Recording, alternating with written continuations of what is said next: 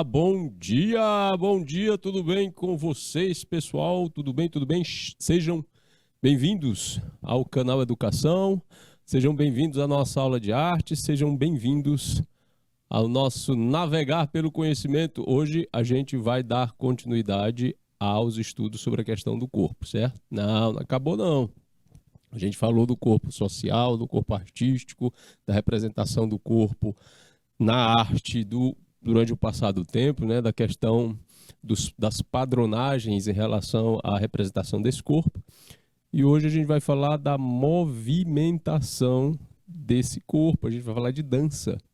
Só que nós vamos começar, né, um pontapé histórico sobre a questão da dança, é a dança tribal. Então a gente hoje vai falar de danças tribais e religiosas. Porque para a gente entender a estrutura que fez com que a dança contemporânea chegasse a ser o que é hoje, a gente precisa entender de onde é que saiu, certo? Como se criou e como se desenvolveu a atividade da dança dentro dos processos tribais e religiosos. Vamos lá então, hoje são 26 de agosto. Eu vou explanar aqui para vocês características, certo, de danças tribais e ligadas à religião específicas de várias comunidades ao redor do mundo. Mas antes vamos entender uma coisa, né? Cada povo possui diferentes formas de expressão e a dança se apresenta como uma das mais importantes.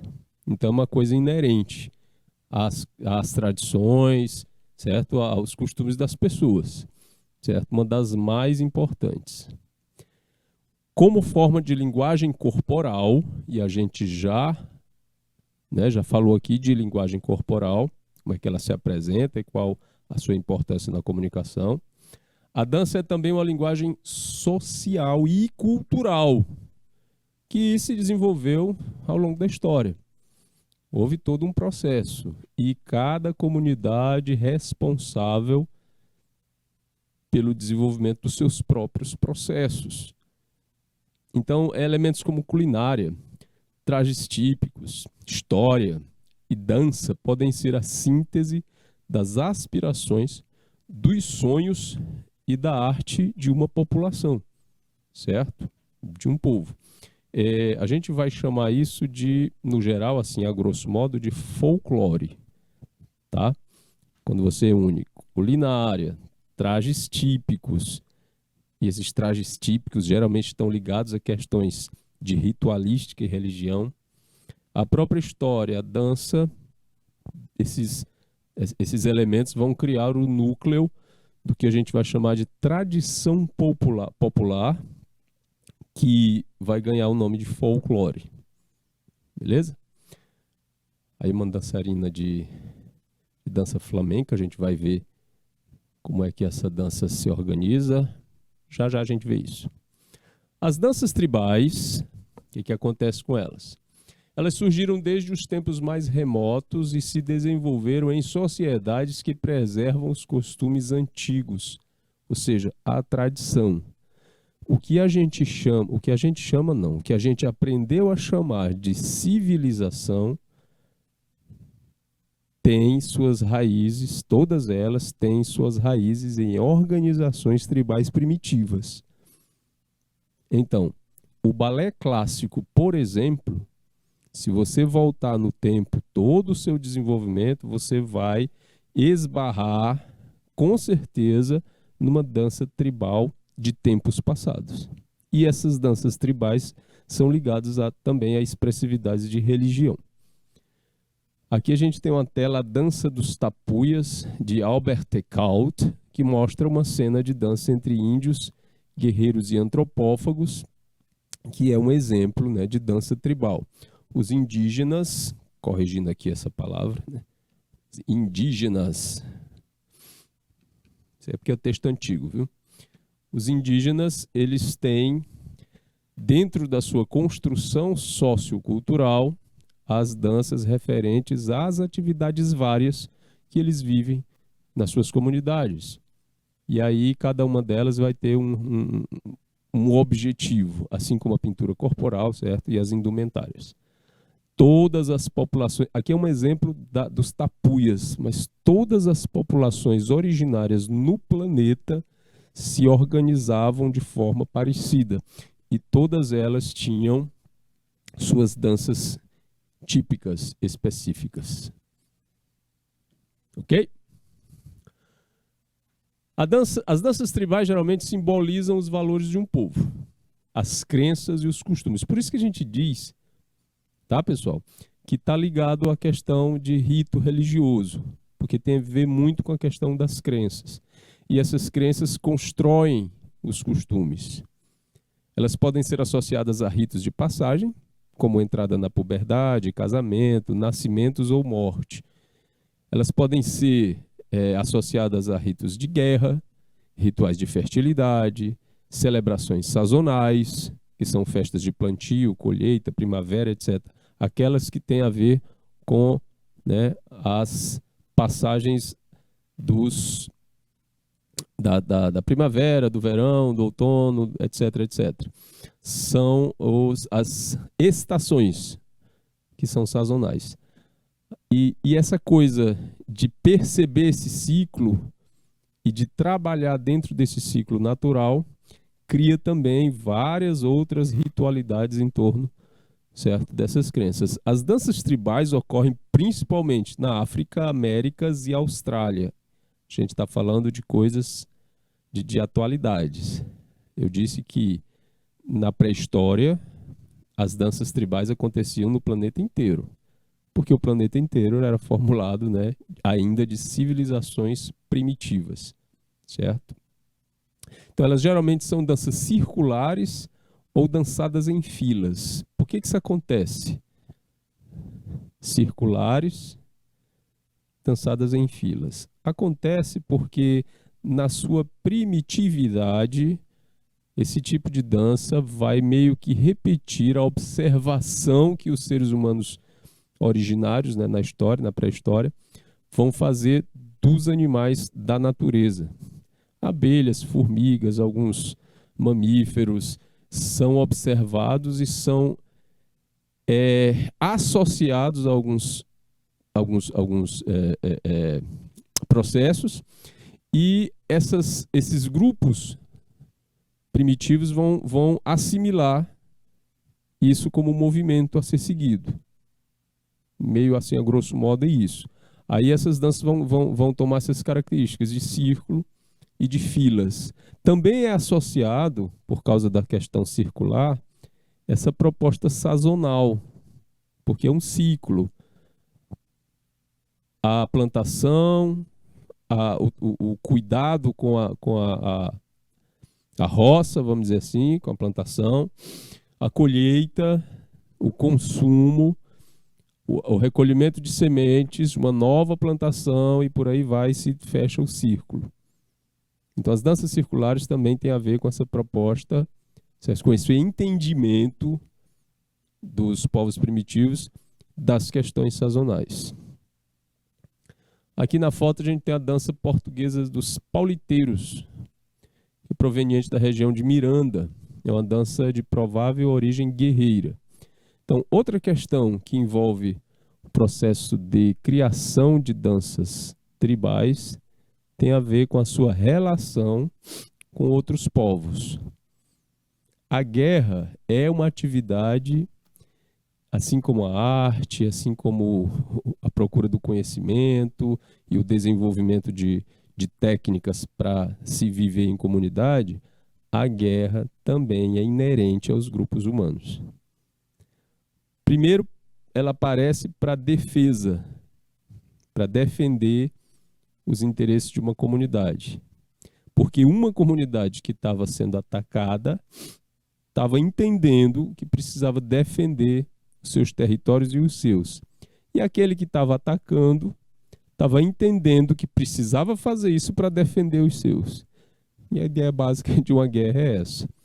Então, no treinamento da guerra, das guerras, dos combates, certo? Para o treinamento dos combates, iam nascendo movimentos e imitações que deram, né, em danças tribais. Uma delas é essa aqui da dança dos pauliteiros, da região de Miranda, uma dança portuguesa. E aí a gente percebe também a questão dos trajes típicos e tudo mais. Quais são as características das danças tribais? Aqui na foto logo já vou mostrando uma dança tribal feminina de Ruanda, que mostra a delicadeza da mulher através de movimentos de pantomima, que são movimentos que contam uma história através da mímica. Aí vai ter não só a dança, mas a expressão corporal e facial também. Bom, primeiro, são danças em fileiras ou em círculos. Toda aquela questão, né, de imitação da natureza e de compreensão da vida como um ciclo que começa e se repete. São acompanhadas de instrumentos de percussão, corda, metal ou sopro. Bem no iniciozinho, lá na questão mesmo crucial do desenvolvimento dessas danças, geralmente era apenas percussão. Tem forte caráter religioso, muitas vezes elas nascem exclusivamente das atividades de crença, enfatizam a tradição e os costumes, porque elas precisam ser representativas da maneira de pensar e de se organizar socialmente e dos costumes dessas comunidades. Então elas precisam enfatizar essa tradição e esses costumes, porque isso tem a ver com identidade. Você se identifica cultural e socialmente com um grupo específico quando você se familiariza, aliás, quando você observa e sente familiar essas tradições e esses costumes, aí você se identifica. Você cria um link, né? Você cria uma conexão de identificação pessoal, social de um ciclo que é formado por outras pessoas também. Então, esse fortalecimento de uma identificação passa pela tradição e pelos costumes. Os dançarinos utilizam adereços chamativos, e isso precisa chamar a atenção, precisa se destacar, porque tem a ver mesmo com essa questão da dança ter uma importância visual também. A indumentária é mais sofisticada, né? Aquilo que se usa para vestir é mais sofisticado. Há uso de máscaras, pintura corporal, no caso dos indígenas, muito mais pintura corporal. Um exemplo do uso de máscaras na Folia de Reis, né? Tem os personagens, os caretas, eles usam bastante máscara. E há muita cadência e ritmo. A cadência e o ritmo nessas danças, nesses tipos de danças, são bem marcados, porque eles têm ligação direta com o tradicionalismo, digamos assim, né, pré-histórico tribal. Então essas são, aqui tem 1, 2, 3, 4, 5, 6, 7, 8 características das danças tribais, as principais. Algumas danças tribais se tornam extremamente populares.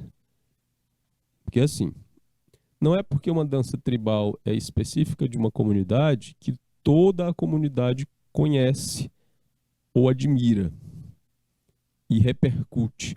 Então, quando há muito conhecimento, admiração e repercussão, a gente chama de popular. Por quê? Porque a população toda está envolta, né, na admiração desse processo.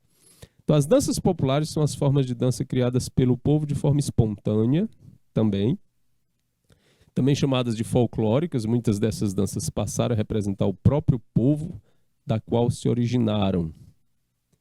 Podem ser classificadas em danças de salão e danças comunitárias ou de festivais. As danças que eu vou mostrar a partir de agora, elas têm mais esse caráter, certo, de dança popular, embora elas nascessem de processos tribais, certo, e religiosos. Um exemplo que tem aqui é o Chiacolero, que é um personagem mascarado de uma dança típica mexicana.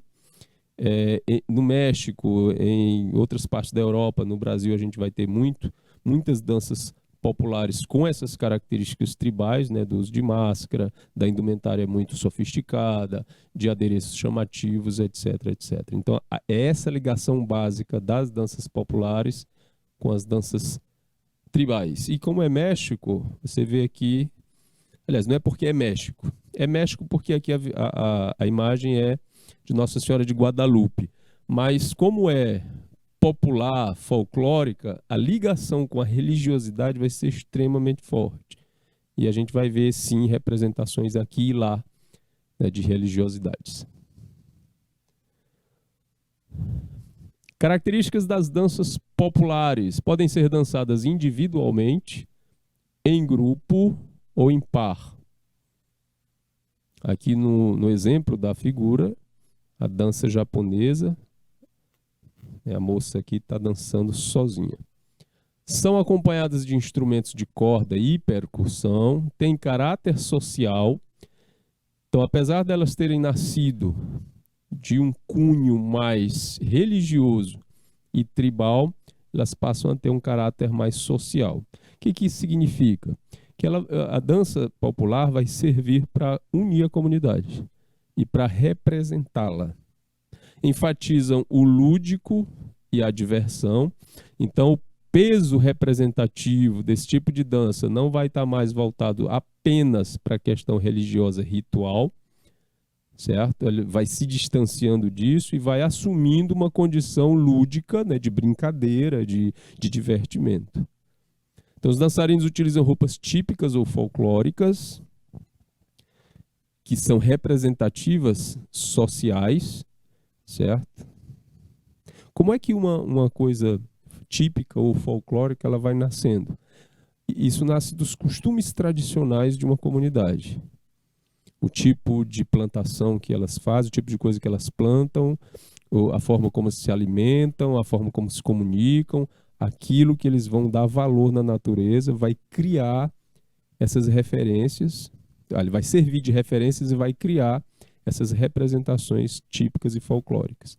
Isso vai atingir indumentária, né, que é a roupa, os adereços, né, os enfeites, a maquiagem, o jeito de andar, o jeito de se movimentar, o jeito de falar, tudo isso é o que a gente chama de construção social, e o corpo se adequa a essa construção social. E isso também é um ponto que a gente vai tratar na próxima aula, na aula de segunda-feira, nós vamos tratar exatamente disso, do corpo como construção social. E a gente vai entender melhor esse processo. Uso de maquiagem, ou não, né, por parte das mulheres principalmente, mas tem danças populares em que o uso da maquiagem é geral. Existe cadência, existe pantomima, que é a contação da história através de uma história, se houver, através de mímica. Um galanteio e um ritmo são características próprias das danças populares.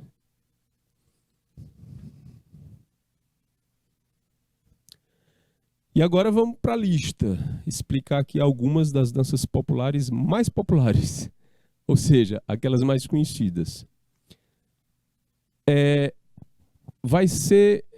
Pode acontecer de você perceber essa dança, já conhecer e encontrar identificação. Tipo, eu conheço essa dança, essa é representativa de tal lugar. E outras você vai olhar e não vai reconhecer de primeira. Por exemplo, o tango é de origem argentina, mas é de conhecimento geral que o tango é uma dança de lá. O que pouco se sabe que é uma dança tribal, que depois foi se desenvolvendo, ok? E transformou-se na principal representatividade da dança desse país, a Argentina. A música é o tango, é uma música compassada, podendo ser tocada por vários instrumentos. Dança-se em par, você não dança tango sozinho. É considerado uma dança de salão. Bom, no início, o tango era dançado apenas por homens negros que imitavam o movimento da briga dos galos. Você, meu Deus, nada a ver, né? Você olhando assim o tango hoje. Pois é. Você já viu galo brigando? Aí você olha para a dança como ela é hoje. O tamanho refinamento que se fez dos movimentos da briga de um galo, de dois galos, para o movimento do tango hoje. Bom, a popularização da dança só ocorreu mesmo com Carlos Gardel, com suas músicas melancólicas que falavam de amor com final trágico, o que possibilitou que o tango pudesse ser dançado por casais. Uma coisa que no Brasil poderia ter pego também, poderia ter se popularizado, é o fado português. O fado português também tem essa coisa, certo? Músicas melancólicas que falam de amor com final trágico, geralmente. Fala também de grandes galanteios à terra-mãe, etc, etc. Mas fala também mais de sofrimento, de dor de cotovelo mesmo. Ele veio, se instaurou no Brasil, se misturou e acabou virando outras expressividades, mas o fado mesmo português, não entrou com tanta força aqui, não se estabeleceu de forma tradicional. A gente acabou transformando ele em outras coisas. Eis o tango. No Brasil vai falar do samba, já a gente fala.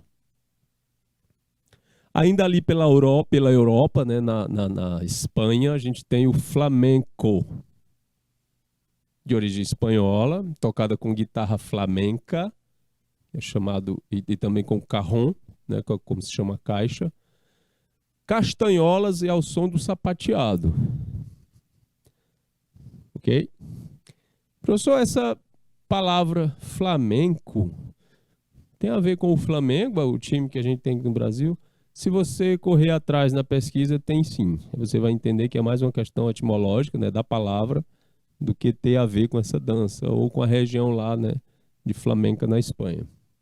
Como é que se dança isso? Individualmente, em par ou em grupo. Olha que legal, uma dança democrática. Você dança sozinho, você dança com outra pessoa, você dança com um montão de gente. As mulheres se mostram sensuais e poderosas e os homens mostram a virilidade. Tem a ver muito com a questão do costume da região espanhola de lida com o gado. E aquela coisa do esporte, né, dos toureiros. Provavelmente surge a partir de uma forte influência árabe. Em Sevilha é uma dança tipicamente cigana. Ok?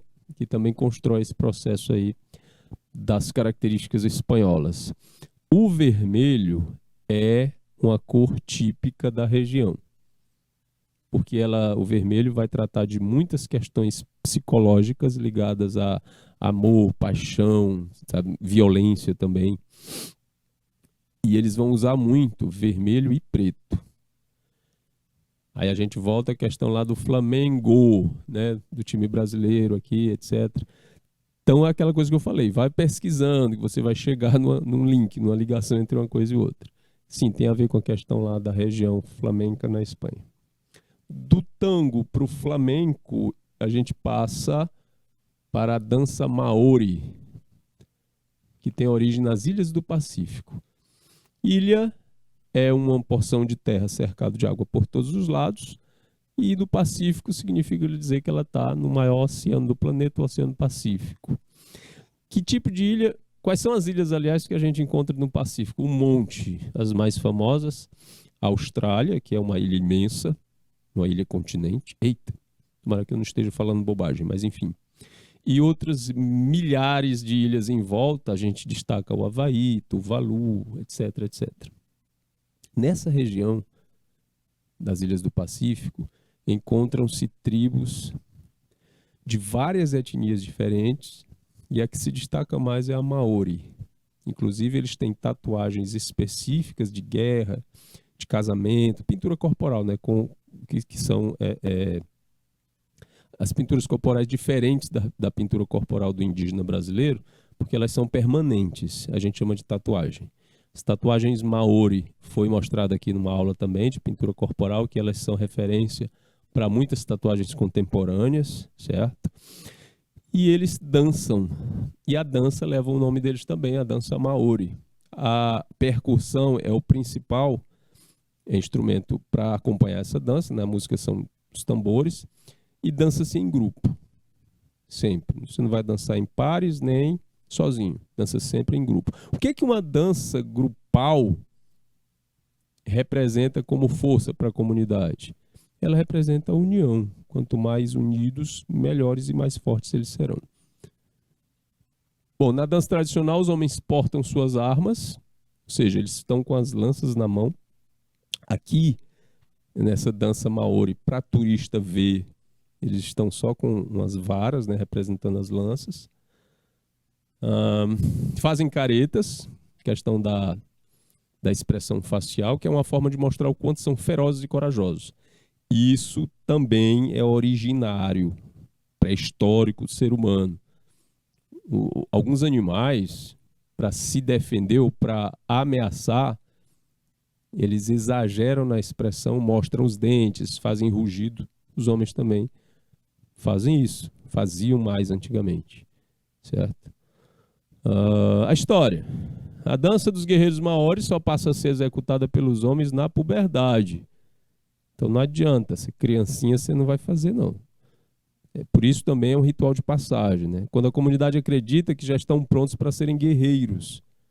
As expressões faciais são uma forma de intimidar o inimigo, que nem dois cães que estão brigando, um fica mostrando os dentes para o outro. Não atacam, ficam só na ameaça. Então é meio isso. Dança maori.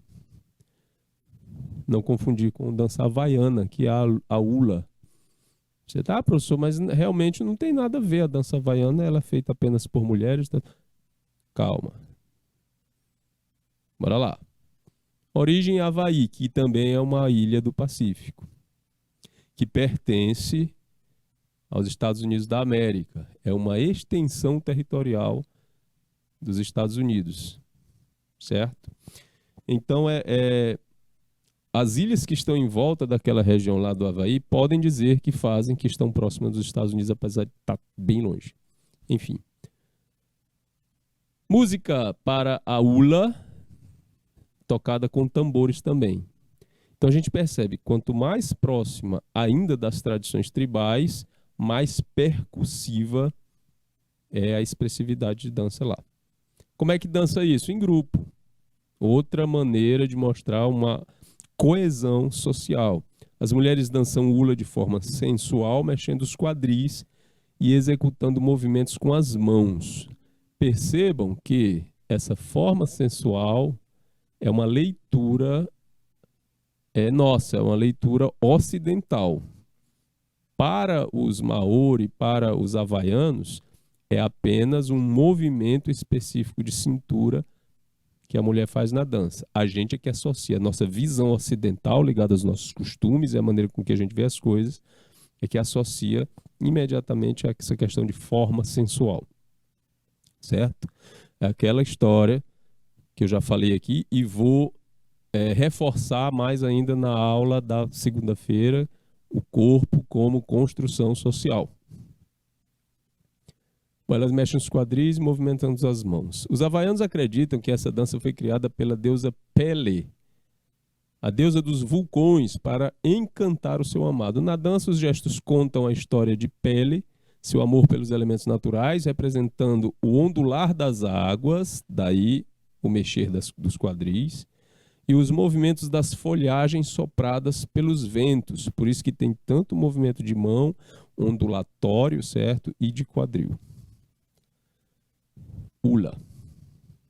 Essa figura do havaiano, da dançarina havaiana, foi extremamente difundido no cinema, em programas de TV, por causa do American Way of Life, que eu já falei uma vez aqui no Art Pop, que é a propaganda do jeito de viver americano. E eles acoplaram as características, né, do povo havaiano, porque é um estado americano, o Havaí, como instrumento de propaganda turística.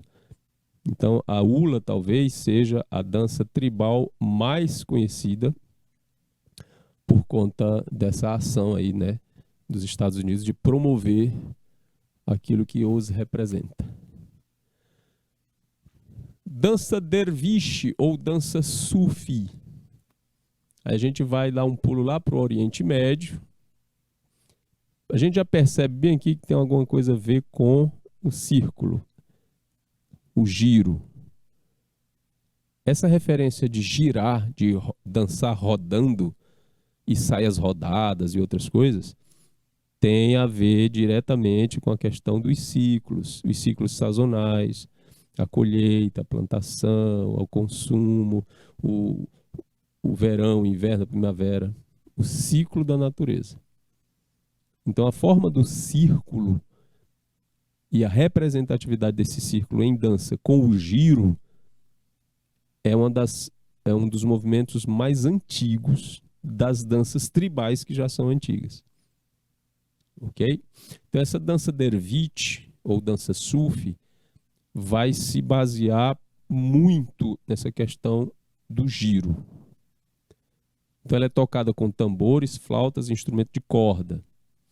Para dançar, né, em grupo ou individualmente, em movimentos giratórios contínuos, pode ser dançada por homens, né, que é o mais comum, ou por mulheres.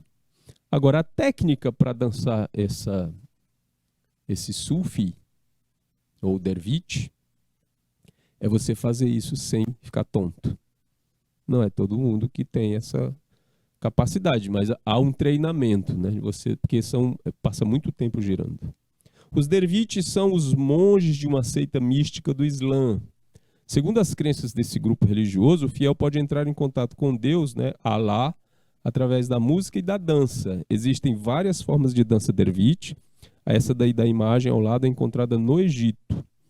Eles acreditam também que girando você entra numa espécie de transe e assim pode se comunicar com o divino. Estão vendo a relação da crença, né, da religiosidade que vem dessas questões tribais? Esse aqui é fantástico. O Kathakali, ou Kathakali, de origem indiana. A música é tocada com tambores, flautas, instrumentos de corda, etc. É dançada em grupo ou individualmente e é uma dança cênica. Aqui a gente percebe a imensa riqueza do traje típico, das cores, da quantidade enorme de adereços e de enfeites. Isso é próprio da cultura indiana. O indiano não gosta nada de muito simples, não. Minimalismo não colou lá. Ah, mais é menos. Aliás, menos é mais. Lá é o contrário, né? Mais é menos. Quanto mais, melhor, aliás. Me embolei todinho aqui na citação. Mas é assim. O nosso menos é mais, o minimalismo, né? Lá não abre, não tem espaço. Precisa ser muito, precisa ser efusivo, precisa ser cheio de detalhes. Para vocês terem ideia, a música indiana, ela tem muito mais, vou falar assim, tem muito mais notas do que a música ocidental, certo? Seminotas, semitons, subtons, um monte de coisa que torna a música muito mais detalhada, ok? Aí a gente vai perceber na indumentária, as cores diferenciadas, a enorme quantidade de detalhes, a pedraria, os braceletes, ponta dos dedos. Além da maquiagem, eles ainda colocam essa espécie de barba cerimonial aí na frente, e dourado, e vermelho, e contraste de amarelo com verde. Não tem nada simples, que é o que torna bonito essa expressão. Os indianos possuem diversos tipos de dança. E lá tudo é muito. Diversos tipos de dança, diversos tipos de religião, tem mais de 3.000 crenças religiosas, diversos tipos de pessoas, de etnias. É muita gente, muita expressividade diferente, muita coisa. Então, uma das danças é a Odissi e o Kathakali. Ambas associadas com as apresentações cênicas, ou seja, é uma dança teatral. O dançarino de Kathakali possui grande prestígio social, ou seja, ele é admiradíssimo. O status social dele também é alto. São treinados desde criança e executam gestos, passos e movimentos com os pés e expressões faciais que indicam o personagem que representam. E é uma dança difícil pra caramba de fazer. A criança começa a ser treinada de cedinho para quando tiver adulta, dominar gesto, dança, né, expressão facial, coberto com toda essa indumentária aí. É uma dança fantástica de se ver. Tem vídeos dela no YouTube, vocês podem procurar depois. Já ouviu falar em sapateado, né? Onde foi que começou? Porque as pessoas começaram a bater o sapato para fazer ritmo. Na Irlanda. Não é a Irlanda do Norte. Porque assim, tem uma ilha próximo da Europa, que a gente vai chamar de Grã-Bretanha, que é formada pela Irlanda do Norte, País de Gales, a Escócia e a Inglaterra. Esse vai formar a Grã-Bretanha, né, que a gente comumente chama de Inglaterra. E tem a Irlanda, que está do ladinho. É de lá que parte o sapateado. A música é a música tradicional irlandesa, a música celta, né, com gaitas de fole, harpas e o próprio som dos sapatos. Vão ser dançadas em grupo, formando círculos ou linhas paralelas. A dança antiga executada pelos celtas das insulares, os moradores das ilhas. Alguns pesquisadores acreditam que tem influenciado a formação de várias danças tradicionais europeias, como a tarantela, danças portuguesas e outros cujos povos descendem dos celtas. Então você vai ver aí o desenvolvimento e as diferentes linhas que o sapateado vai tendo, né, e criando outras danças pela Europa, segundo alguns pesquisadores. Vamos adiante, que tem um monte de dança aqui e tempo está correndo. Dança Odori, do Japão. As músicas são lentas, ritmadas com tambores, flautas, instrumentos de corda e também é considerada uma dança cênica. É dançada individualmente ou em grupo, né? Em japonês isso significa Odori, quer dizer dança. Na verdade existem vários tipos de danças japonesas. Awa, Bon, Eitsa, Sansa, com tambores. O Irã, cada uma dançada em determinado período do ano ou estação ou em ocasiões específicas. Também existem danças relacionadas ao teatro kabuki. Olha só, dançada em um determinado período do ano ou estação. De novo, a relação com a proposta sazonal, né, de passagem de estações. Esse leque aqui é característico desse tipo de dança oriental. Belly dance, ou dança do ventre, é chamado dança do ventre porque a parte do corpo que vai se expressar mais é exatamente o quadril e a cintura, né? Origem no Oriente Médio, a música é ritmada com tambores, flautas, bandeirolas e outros instrumentos e vai ser dançada de maneira individual ou em grupo. Vários povos da antiguidade realizavam essa dança. Vários povos da antiguidade ali naquela região do Oriente Médio. Provavelmente surgiu na Mesopotâmia, aquela região entre os rios Tigre e Eufrates. Daí o nome, né? Região entre rios Mesopótamos. Era uma dança da fertilidade, dedicada a uma deusa, a Ishtar, Ísis, etc. A mesma deusa. Com várias modificações, com véus, espada, etc. Se é uma dança de fertilidade, vai mexer a parte do corpo mais voltada para essa questão da fertilidade feminina, que é o ventre, o quadril, região pubiana, tudo aquilo vai fazer parte dessa encenação, né, de fertilidade para essa dança. Na Itália se destaca a tarantela, com música ritmada, pandeirolas, sanfonas e violas, dançadas em grupo aos pares dentro de círculos. É uma dança camponesa, da região de Nápoles. Lá de Nápoles também parte uma receita de sorvete, que é combinado 3 tipos diferentes, né? O sorvete de baunilha, de chocolate e de morango, tudo junto. Aí é o que a gente chama de napolitano. Só informaçãozinha extra, né? Bom, os camponeses acreditaram que quando alguém era picado por uma tarântula, que é um tipo de aranha venenosa, tinha que se mover de forma rápida e intensa, dando pulos e saltando para que o veneno saísse com o suor. Daí surgiu a tarantela, né? O nome da dança vem de tarântula. Olha que interessante. Hovorod, na Rússia, pulando da Itália para a Rússia. O Hovorod é tocado com instrumentos de corda, sanfonas e vozes. Tem o cantar também, né? Se dança em grupo, as mulheres fazem um círculo, outra vez a questão do ciclo, e homens ficam ao meio, alternando com outros homens. Dança executada por camponeses durante a colheita, então é um processo antigo. Quando tem a ver diretamente com colheita, gente, é antigo. O objetivo da dança, além de celebrar a colheita, também seria assegurar a volta do sol no próximo ano. Eles acreditam que se não dançasse, o sol não ia voltar no ano seguinte. É uma dança de ciclo das estações. Então, quanto mais você tem a dança específica ligada a essa questão do ciclo das estações, mais antiga essa expressividade pode ser. Essa é da Rússia. Daí o nome, Hovorod.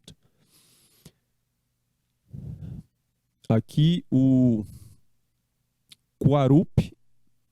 Faltou o nome aqui, gente. Vou botar. Quarup. Eita. Origem Brasil, região do Xingu. É uma música tribal com instrumentos de sopro e chocalhos. Como é que se dança o Quarup? Em grupo, homens e mulheres em movimentos distintos. É ritmado, ou seja, os homens fazem um tipo de movimento, as mulheres fazem outro. É ritmada, compassada e pulsante. Certo? A dança apresenta vários momentos distintos, já que o Quarup é um ritual em si, não é só uma dança, é um ritual todo completo, onde as danças irão marcar a festa em homenagem aos mortos do Alto Xingu. Então, reúnem-se muitas tribos, diferentes tribos e comunidades indígenas da região do Xingu, para homenagear os mortos, os antepassados, certo? Aqueles que já se foram. Leva esse nome, Quarup, tem uma dança específica, mais importante, dentro das outras danças que vão ser executadas nesse processo aí. E ela também é chamada de Quarup. Beleza? E essa é uma dança tribal por excelência, porque ela não vai ser uma dança social baseada numa tribal. É uma dança tribal que ainda é executada conforme suas raízes. Coisa muito bacana de se ver. Quarup. Vamos à África, né?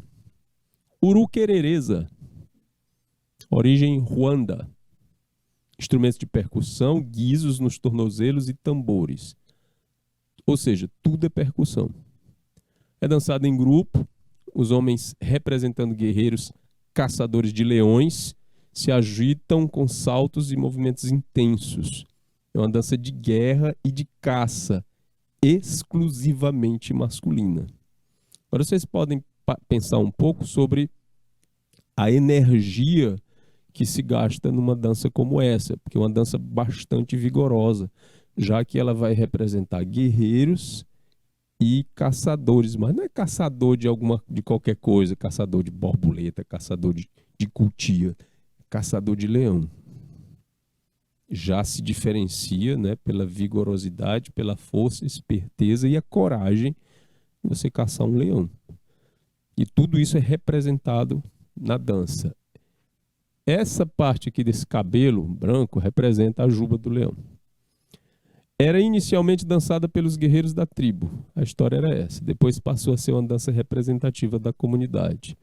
As cores alusivas à natureza, aos guerreiros em si, né, com os pequenos escudos e as lanças, e a questão da natureza, a representação da água e do céu, daí a indumentária em tons de azul, e os chocalhos nos pés, para fazer a ritmação, né, da dança e a representatividade dos movimentos vigorosos que eles representam. A dança aqui, Uruquerereza, de Ruanda. Dança tribal também, mas que virou meio assim uma coisa apenas para turista ver.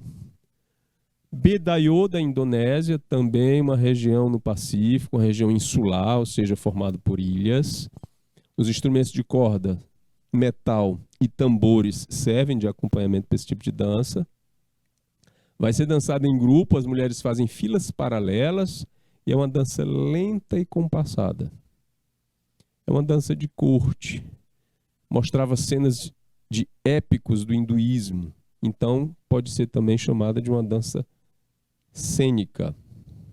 Atualmente é dançada em festivais específicos. Nessa dança são recontados passagens de épicos do hinduísmo, como o Ramayana e o Mahabharata, misturados com ensinamentos do budismo. Um tipo de dança, a gente percebe aí, não é? Ligado diretamente à expressividade de crença, expressividade religiosa, embora o budismo não seja exatamente uma religião, ele é mais uma filosofia, uma maneira de viver, uma filosofia de vida. E essa filosofia é direcionada para várias crenças religiosas daquela região, certo? Como aconselhamentos de ética e moral. Aí aparecem expressividades em torno, né, artísticas em torno dessas crenças. Algumas delas são as danças, e a dança do Bedayo se destaca aí com essa característica. Ok? Na Indonésia, é bom a gente ressaltar que outras danças, por causa da tradição católica também, outras danças populares vão existir, e algumas delas bem parecidas com as do Brasil, por causa da influência, né, católica. A Igreja Católica, apesar de ser de diferentes países, ela acaba, quando ela chega numa região, né, ela acaba disseminando características semelhantes de representação cultural popular. Beleza? Então, adiante. Lá na Alemanha, a gente traz o Maypole. Música com sanfonas ou baixos, né? Flautas, tamborilhos, instrumentos de sopro. Maypole ou Maypole. Essa partezinha aqui da palavra, né, tem a ver com esse mastro. Certo? Que é essa palavra pole está ligada mais ou menos a isso aí, do mastro. Já ouvi falar em polidense, né? Enfim. Como é que se dança isso? Em grupo, circulando com fitas, um mastro central e trançando-as. Aqui no Brasil é conhecido como dança da fita, que é uma dança tradicional do sul do país. As pessoas vão girando, umas às vezes na mesma direção, ou umas numa direção e a outra numa outra direção, vão passando essas fitas por cima e por baixo, de acordo com o tempo de giro, e aí essas fitas vão sendo trançadas no mastro. Ok? É uma dança muito antiga, relacionada ao sol. Cada fita dessa representa, né, os raios solares. Relacionada à fertilidade e à primavera, trazida ao Brasil pelos alemães no início do século XX. Inicialmente as fitas eram somente vermelhas, que representam o feminino, e brancas, que representam o masculino. Posteriormente passaram a usar fitas de muitas cores. Ok? Então, gente, até aqui a gente percebe o quanto cada dança popular, cada dança tribal está na força da representação das características de vivência cultural daquela comunidade. Então, nada vai ser encontrado que não seja coerente com essa mostra das evidências culturais de cada comunidade. Tá certo? Tem mais? Tem mais? Tem essa aqui, o Tabasco, região do México. Instrumentos de sopro, como cornetas, violas e chocalhos. A indumentária vai ser uma indumentária folclórica, com inspiração em todas as etnias que formam o povo mexicano e a sua história, inclusive os espanhóis, né? Como é que se dança? Em grupo, mulheres fazem filas paralelas e homens que desenvolvem uma coreografia própria. É considerado uma dança crioula, ou seja, surgida no Novo Mundo a partir da mistura de elementos europeus e indígenas. Certo? Esse é o Tabasco. Tem outra? Olha, o título também sumiu bem aqui. Origem da Tailândia. Essa dança aí se dança com instrumento de corda, metal e tambores, certo? É dançada em grupo. Os dançarinos utilizam máscaras que apresentam deuses, demônios, animais e outros seres do hinduísmo. E é uma dança cênica. E quando eu falo em dança cênica, a gente sabe que é uma dança teatral. Nelas são retratadas histórias do folclore tailandês e dos poemas religiosos hinduístas. Então, na Tailândia, a gente viu a Tailândia e viu também a Indonésia e a representatividade que elas têm com a questão da ligação, né, com o budismo, certo? É uma proposta religiosa, então vai ter essa conversa o tempo todo com a relação da criação das chamadas orientações espirituais de Buda. A palavra significa o iluminado, então a gente está falando do primeiro Buda, o Siddhartha Gautama, e todas as coreografias, indumentárias, vêm a partir da mistura dessas crenças populares com o advento, né, do budismo em torno disso tudo aí. Ok? Essa dança é muito forte, representativa da Tailândia. Aí a gente pula para a Ucrânia e vai falar de uma música que usa palmas, baixos e pandeirolas, que é dançada em grupos, né? Homens e mulheres possuem coreografias próprias, sendo em comum um jogo de pernas. Os homens dão saltos altos e vigorosos. Essa dança, chamada de Hopak, que é da Ucrânia, hoje um país livre, mas que está em conflito de novo, né, com a chamada Mãe Rússia. Essa dança acabou por muito tempo representando a própria Rússia como um todo. É a chamada dança dos cossacos, de baixar, levantar e jogar os pés. As pernas, aliás, esticar as pernas com forma vigorosa. Essa dança é chamada de Hopak. Em grupo, homens e mulheres possuem coreografias próprias, sendo em comum um jogo de pernas, como eu falei, né? E os homens dão saltos altos e vigorosos. A dança tem uma profunda relação com o treinamento dos cossacos, como eu falei aqui, que são soldados antes da batalha. É uma dança marcial. O que é uma coisa marcial? Que tem a ver com o exército em si, a formação das pessoas para as batalhas, formação de soldados. É uma dança marcial. Como eu falei, essa dança acabou representando toda a Rússia por um bom tempo. Quando a gente falava de dança russa, a gente lembrava dos cossacos e desse tipo de dança aí, o Hopak, que é uma dança popular, né? Acaba sendo aqui as nossas referências para a nossa aula de hoje, certo? Bom, gente, fechando aqui, né, a compreensão geral das danças tribais e populares de hoje. O corpo vai obedecer, digamos assim, a nível social, estrutural, de cada região, de cada comunidade, as suas referências de religião, de crença popular e o envolvimento que essas comunidades têm com o processo de plantação, colheita, consumo e a observância que elas vão fazer do passar do tempo, do giro das estações, certo? Primavera, verão, outono e inverno. Em lugares que as estações são bem marcadas, as danças vão ter características circulares e ligadas diretamente com essa coisa das estações bem marcadas.